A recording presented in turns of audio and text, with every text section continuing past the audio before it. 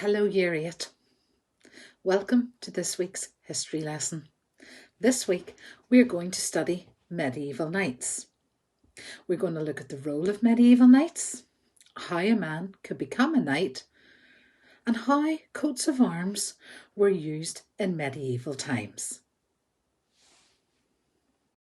How did someone become a knight? The first stage was you had to become a page. You first of all had to come from a noble household.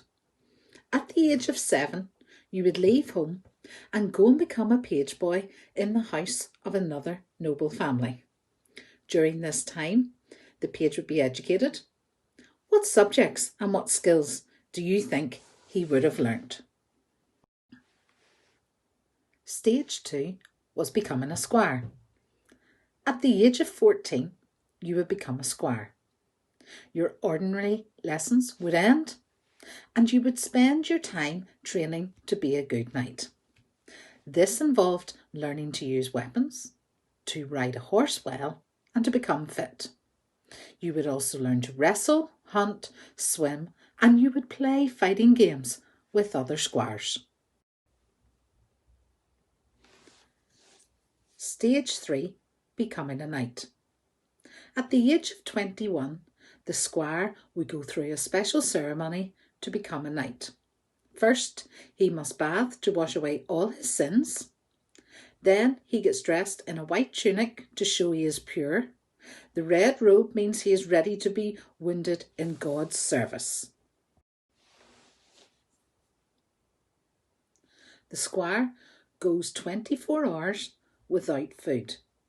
He spends the whole night praying in church, and his armour lies beside him. At dawn, he goes to a service where he admits all his sins. At this service, his sword is blessed by a priest.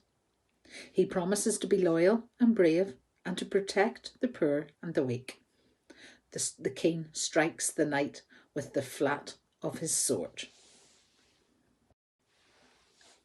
So now he is a knight. What is he expected to do? Knights were landowners. They were given land by the barons as a reward for fighting in the king's army. In return for the land, the knight had to spend 40 days serving in the army, and he had to find more men to fight for the king. He also had to provide his own horse and weapons.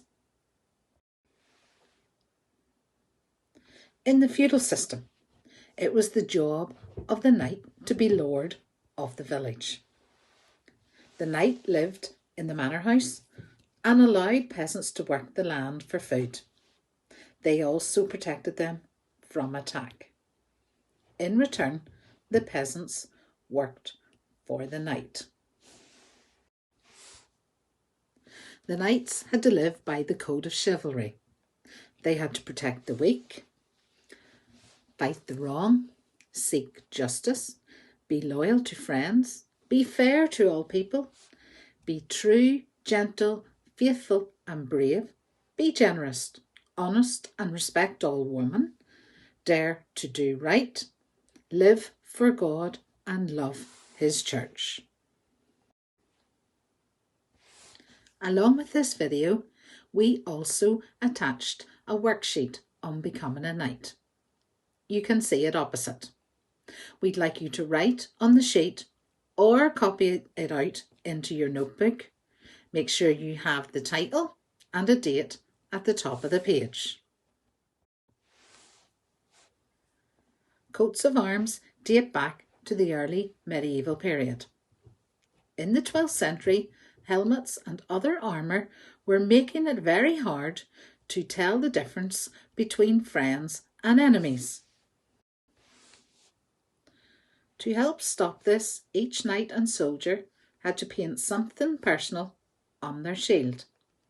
These designs were very important in battle, but they also acted like team uniforms when the knights met in tournaments.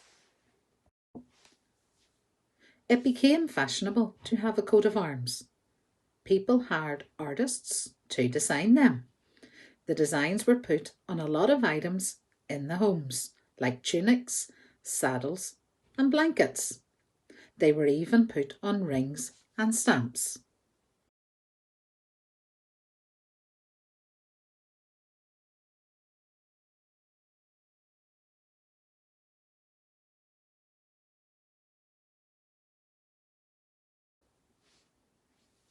Coats of arms weren't just for soldiers and knights. Some priests were known to have designed some. Around 1200 towns and cities began to have their own coat of arms. This was a time when not many people could read or write, so having a coat of arms made it easy to recognise everyone. A coat of arms would have been brightly coloured. In medieval times, the colours meant something. For example, red meant warrior or strong, green meant hope and joy, and yellow or gold meant generosity. See the table for other colours. A coat of arms would also have many symbols, and the symbols in the coat of arms referred to the person that was carrying the coat of arms. For example, if there was an axe, that person would be considered dutiful. If there was a heart, they would be considered sincere. A star, they were noble. See the table for the other symbols. On a coat of arms, there would also be many animals, and those animals also had meanings. For example, if there was a dog, you were considered loyal. A dragon, defender of treasure. A fox, clever. A lion, courageous. See the table for the other animals. We have included a few examples of coat of arms for you to have a look at.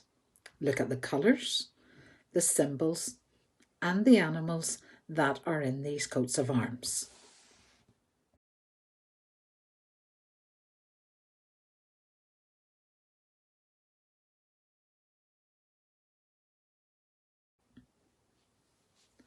Along with this video, we also attached the 2 sheets that you can see. Information on the coat of arms and a blank shield.